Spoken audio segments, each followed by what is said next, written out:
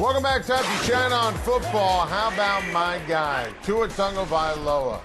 This cat is absolutely incredible. 3-0 as the Dolphins starter. And I'm telling you right now, Miami's making the playoffs. They're hitting 10 wins. The confidence level with Tua Tagovailoa is through the roof. I'm voting Brian Flores for Coach of the Year in the National Football League. His stamp is all over this team, including the move to replace Ryan Fitzpatrick with the major upgrade, the 5th overall pick, Tua Tagovailoa. He has been an absolute gem, and he gets better every single time he plays football. Now, the Buffalo Bills are on the wrong side of the Murray Miracle in the game of the week on CBS over the weekend. But they're still in first place, and they have a bye, and Miami's going to beat Denver, and then there'll be a tie, technically, 7-3, 7-3. But Buffalo does currently have the tiebreaker. They beat Miami head-to-head. The two teams will play Week 17. Listen, the way it ended for Sean McDermott's team, that feels like a punch to the stomach, but there's no shame losing to a great Arizona team. No shame at all. And you look at the remaining schedules and you start looking at wins, and I believe that Buffalo is going to win this division by multiple games. Now, we have said that consistently, and nothing, and I repeat, nothing will make me change my mind on that. The Buffalo Bills will make the playoffs. The Buffalo Bills will win the AFC East. The Buffalo Bills will win a home playoff game, and I will jump through a table. The Seattle Seahawks have a major problem. We all know about the pass defense. We've been talking about how historically grotesque it is. But now, Russell Wilson is trying to overcompensate. He is pressing. And this is something that was on display in the ball game against the Rams. And the Rams are legit, and the Rams are great. And I told you the Rams are going to win, but Russ in the kitchen, he's burning everything.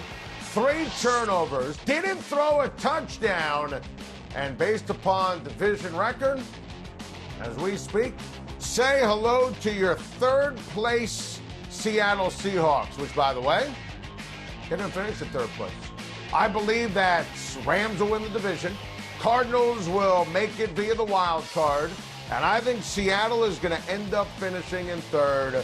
Russ is right now a chef who's trying to just add all sorts of spices that make no sense in the old brew. Listen, right now he's trying to do too much, and it was counterproductive.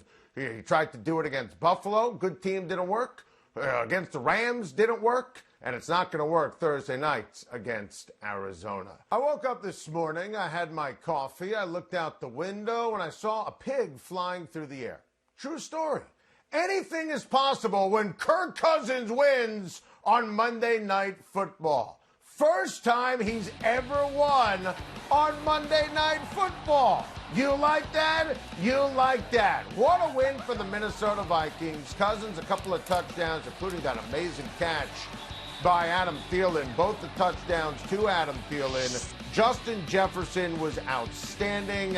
Justin Jefferson is now in the equation for the Rookie of the Year, if not the front runner. Dalvin Cook, he just kept pounding last night. And how about Minnesota? They're on a 3-game winning streak. And Minnesota has the Cowboys, the Carolina Panthers, and the Jacksonville Jaguars. So that was a huge victory last night for Minnesota. Now 3-1 in the division. Flip side, the Chicago Bears are hot garbage, a dumpster fire, the absolute worst, offensive to the senses. Matt Nagy stinks. Nick Foles stinks. Offensive line stinks. Run game stinks. Ryan Pace put the team together stinks. The Chicago Bears are an unmitigated disaster. I hated this game. I hated the fact that I had to watch this game. I mean, Ryan Pace, you know that your team is dreadful. You know you made this all-time boneheaded draft blunder. Trubisky, as opposed to Mahomes or Watson, traded up for him, and you bring in Nick Foles. It's funny. You know, when I said on Time to Shine that this was the worst quarterback room in the NFL early in the offseason, people went nuts when you guys were watching it. No one's saying that anymore. because I was light years ahead of the curve. Matt Nagy is terrible at his job. I told you, and you saw the numbers from the 4-game losing streak. When they hit 5 wins, that was fraudulent. We called them frauds. Nagy's terrible. Bill Lazor called the plays. I mean, it was just absolutely awful. Did you see that 3rd and 5 in the fourth quarter? The game was still sticky, and they threw the ball 3 yards behind the line of scrimmage. You can't make it up if you tried. Hey, congrats to Minnesota. I never want to see the Chicago Bears offense play football again. Apologize to everybody on defense. Apologize to the great Bears fans. The Bears offense, that is the residue of the worst design. They are an unmitigated disaster.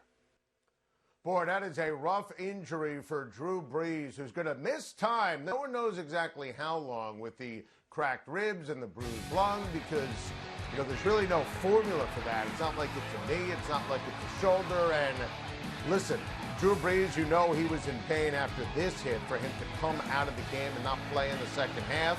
So he's going to miss significant time.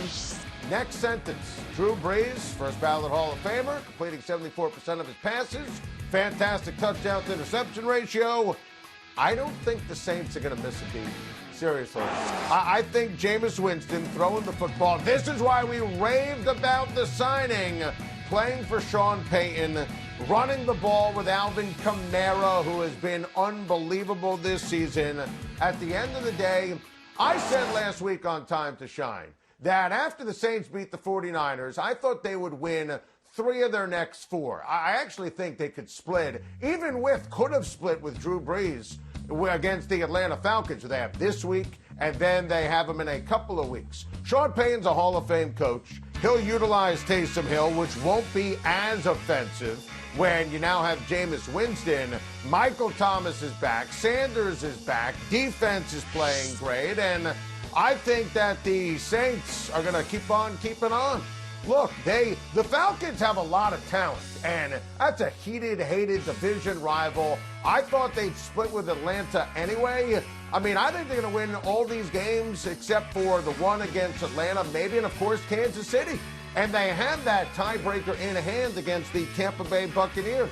Look, the Bucs are back. They bludgeoned Carolina. Brady feels great. They ran the ball effectively with Ronald Jones. They threw the ball around terrifically, spread it to Evans and Godwin. AB wasn't a problem. Gronk was involved. It was awesome to see from a Tampa perspective. By the way, Tampa Bay has the Rams this week.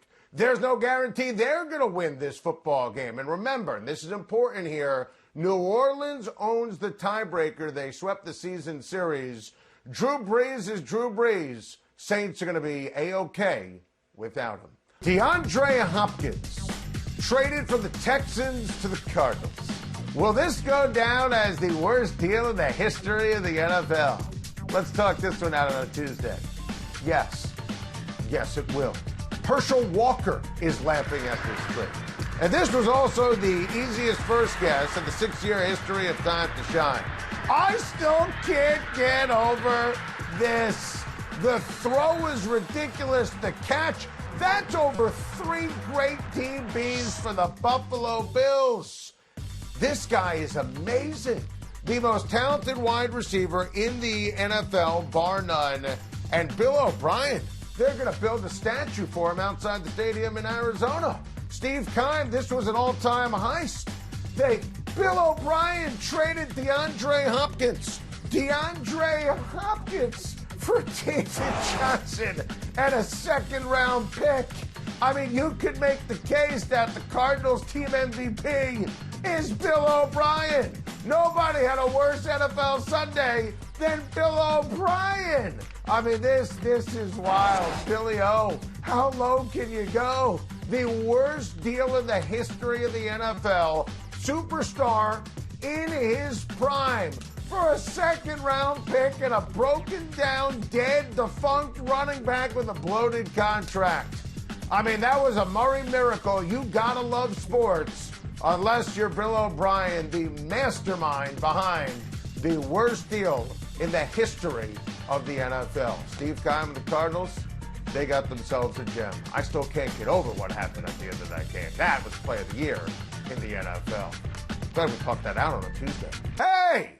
The New York Football Giants beat the Philadelphia Eagles. That hasn't happened since 2016.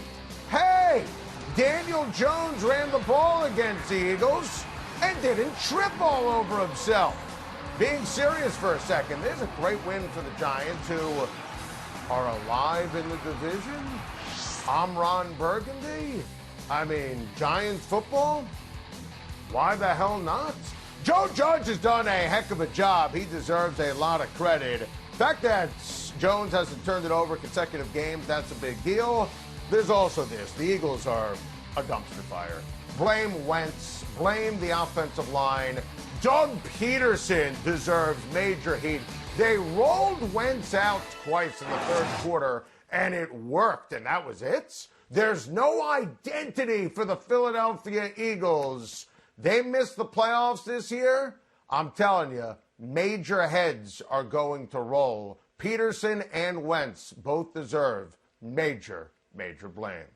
Thank you for watching. Please like and subscribe, and don't forget to hit the bell for more videos.